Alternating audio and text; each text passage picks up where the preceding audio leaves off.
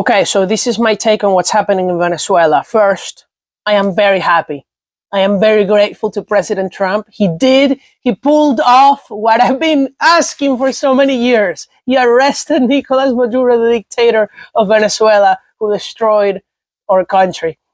And this is a day of justice. This is a day of justice for all the Americans that have been kidnapped, that have been killed by the Maduro regime, not just in Venezuela, but in the United States, by the illegal immigrant criminals that Maduro caused, by the drugs that Maduro sold, by the terrorism that Maduro paid for and sponsored. It's justice for the Venezuelans like me who had to leave our homeland, 9 million.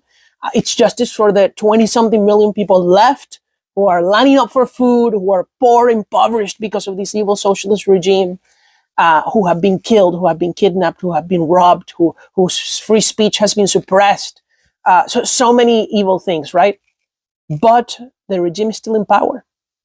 Remember, Delcy Rodriguez, this evil woman who is Maduro's second in charge in the vice presidency, she's there. Diosdado Cabello, Jorge Rodriguez, all those people, Vladimir Padrino, they're indicted with the same crimes as Maduro, and they're still there. The hope is that now they understand that their time is up, that if President Trump was able to pull this off on Maduro, he can do this to them, and that if they take the next flight to Moscow, well, then maybe they won't be arrested like Maduro was and his wife. And maybe their fate won't be Maduro's fate. Maduro's fate now is trial here in the Southern District of New York, where I'm at. And believe me, I'm going to line up for that trial. I'm going to try to go. And his fate is likely life in prison for sure at the minimum. And perhaps if we get lucky, the death penalty. So let's see what happens. Let's pray for a democratic transition. Let's pray that Edmundo Gonzalez, the president-elect, can take office after these people leave. And Venezuela can once again become the country it deserves to be.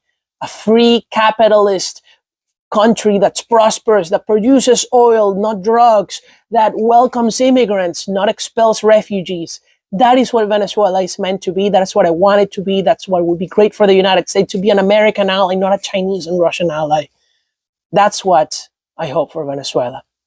Let's wait until 11 a.m. to see what President Trump says. I just want to finish and say that thank you, President Trump. Thank you, Marco Rubio. Thank you, Pete Hegseth. Thank you. Thank you. Thank you.